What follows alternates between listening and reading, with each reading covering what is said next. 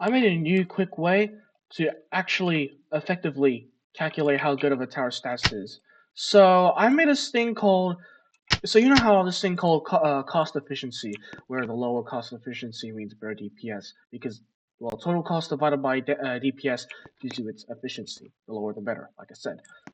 Now I don't think that automatically means good stats, because let's say for example, Brawler has one of the lowest CE in the game, but that's probably because it's a melee tower.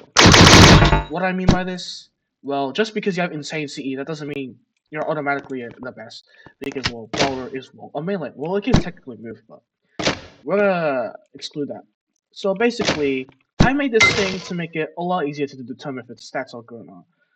And that's called cost to DPS to range efficiency. So how does this work? So let's say for Golden Scout, it has a DPS of 56.67, and it has a 7,000 cost. Now, if you divide it by this to get efficiency, you get 120 around. Now, this already sounds that, but to get the actual efficiency, we must take a look at its range, and currently it is 17.5. If we divide it by that, uh, if we divide it by its cost efficiency with its 17.5 range, you should get around. Well, I can't do the math. You should get around. You should get around 7. That determines if its stats are good or not. So say for example, uh, let's say for example it's the assassin. This has 100 DPS on average with this tool, 140, 114, which will give it around 87 cost efficiency. But because of its horrible range, if you divide it, it only gets above 10 cost efficiency, which determines its stats. For example, another example is the Ranger. Now, this tower has horrible cost efficiency, as around 340. But because of its amazing range, if you divide it by 7, the range, you actually get around below 5, which is how you determine its stats, if it's good or not.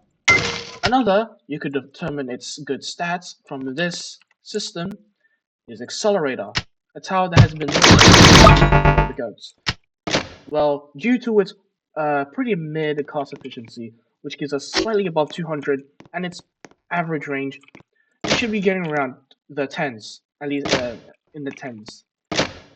So, yeah, that's my personal take. Now, it doesn't work with towers that have like in global range, like current count, because that's just messy. Uh, I don't know for this, but it does have standard. If you don't include it, then yeah, include it. If you don't include its ability, well, yeah. But because it has an ability, you should probably don't count it. Uh, Now the tower for example, sniper.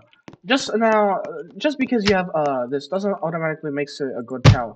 For example, sniper. Now sniper is an alright tower for beginners, but the reason why I say this doesn't automatically make you a good tower is because, well, first off, it's got 8,400 divided by 31.25, which gives it 250 cost efficiency. But because it has insane range of 45, well, that's the problem because it's mostly relying on its range for its stat. It's kind of got the Electrode syndrome where you're too. It's kind of like you have one high number and you're not really that great at anything else, which kind of well is a waste. Now sniper is not in that bad problem. It's just the reason why it's so high in terms of stats. It has like a 5 CE range, which is kind of crazy to think about.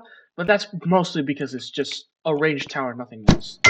So because you're really not doing anything with 33 DPS. So yeah, that's just in my opinion on to make it easier to determine if it's good or not. Now, it doesn't automatically mean it's not the best way to determine if its stats are good or not because, like I said, sniper syndrome, Gatling gun syndrome, but it does make it so that CE isn't really that everything. I mean, turret doesn't have very good due to its very good range, S27. It actually has under 10 CE, which is pretty nice. So yeah, that's really that's yeah that's what I think about the new thing. See ya.